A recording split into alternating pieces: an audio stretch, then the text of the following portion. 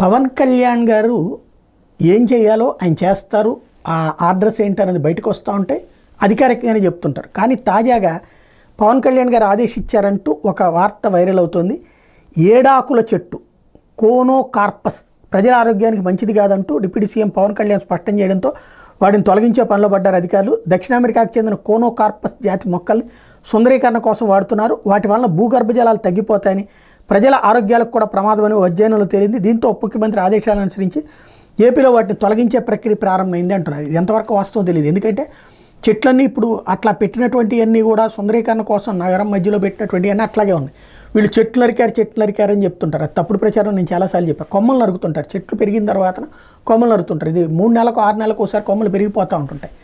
అయితే అది పర్యావరణానికి ప్రాబ్లం అని చెప్పి నరికేయమన్నారని చెప్తున్నారు. ఎంతవరకు వాస్తవమో ఆయన శాఖ వాళ్ళు సమాధానం చెప్తే బాగుంటుంది.